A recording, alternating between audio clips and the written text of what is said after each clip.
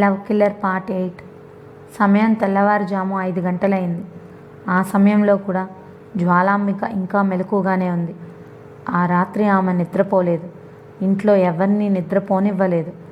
నిద్రను ఆపుకోలేక అవస్థపడుతున్న ఆ విషయాన్ని బయట పెట్టకుండా ఓపిగ్గా కళ్ళు తెరుచుకుని కూర్చున్నారు ఆమె అక్క భ్రమరాంబిక, అన్న రంగారావు. సరిగ్గా 10 నిమిషాల క్రిందటే రౌడీలతో పాటు వట్టి చేతులతో తిరిగి వచ్చి జరిగిందంతా ఆమెకు వివరించాడు భూపతి.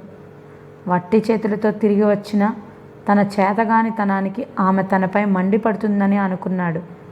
నోటికొచ్చినట్టు తిట్టి కొరడాతో కొడుతుందని భయపడ్డాడు. అటువంటిదేమీ జరగలేదు.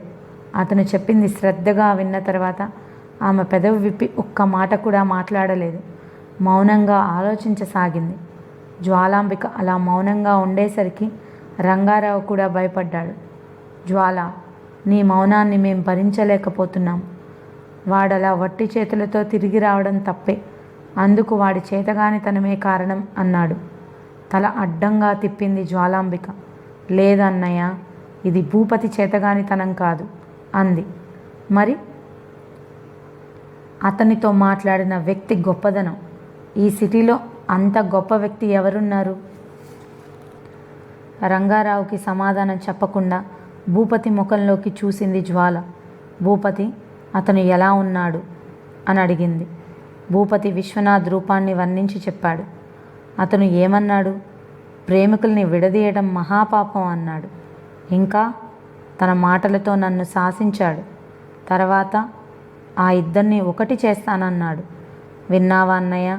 అంత ధైర్యంగా ఆ మాటలు అనగలిగే వారెవరో ఊహించావా? ఎవరున్నారు అలాంటి వాళ్ళు అంటూ నుదురు రుద్దుకుంటూ గుర్తు చేసుకోవడానికి ప్రయత్నించాడు. ఉన్నట్టుండి అతని మనసులో తళుక్కున మెరిసింది ఒక రూపం. విశ్వనాథ్. విశ్వనాథ్ అన్న పేరు అప్రయత్నంగా వెలువడింది అతని నోటి వెంట. ఎస్, యు ఆర్ కరెక్ట్ అంది జ్వాల. అవును నాన్న, అతని పేరు అదే అన్నాడు భూపతి. రంగారావు ఆశ్చర్యంగా చూశాడు చెల్లెలు ముఖంలోకి. భ్రమరాంబ కూడా ఆశ్చర్యపడకుండా ఉండలేకపోయింది. నిజమా జ్వాల? భూపతిని దబాయించి పంపింది, రౌడీలను లెక్క చేయనిది విశ్వనాథ అని అడిగింది. తల ఊపింది జ్వాలాంబిక.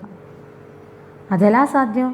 తన భార్య వసంత చచ్చిపోయిన తర్వాత జీవితం మీద విరక్తితో విశ్వనాథ్ హిమాలయాలకు వెళ్ళిపోయాడని తెలిసింది కదా. అతను ఆ కొండల మధ్య కనిపించడం ఏమిటి అని అడిగాడు రంగారావు. జీవితం మీద విరక్తితో కాదు, భార్య వియోగాన్ని భరించలేక ఒంటరితనాన్ని కోరుకుంటూ అదృశ్యమైపోయాడు విశ్వనాథ్.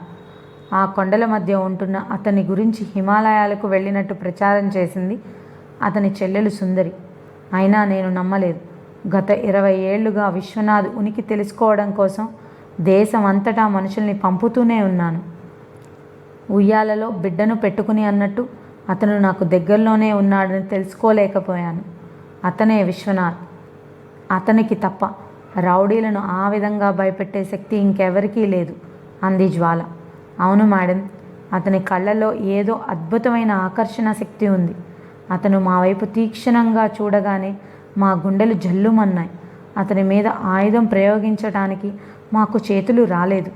మాకు తెలియకుండా పారిపోవాలన్న ఆలోచనని మమ్మల్ని తొందర చేసి మా చేత పరుగు తీపించింది అన్నాడు ఒక రౌడీ.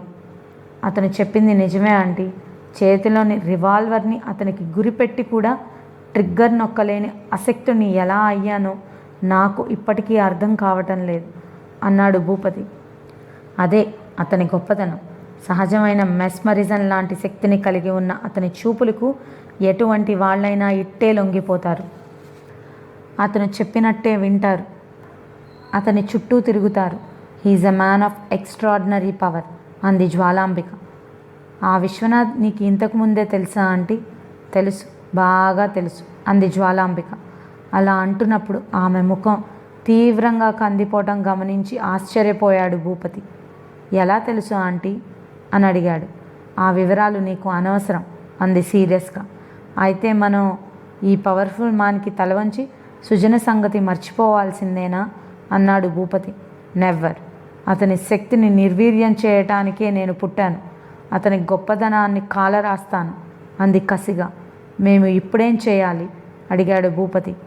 చేయవలసిన దాని గురించి గబగబా అతనితో చెప్పింది జ్వాలాంబిక. తల ఊపాడు భూపతి.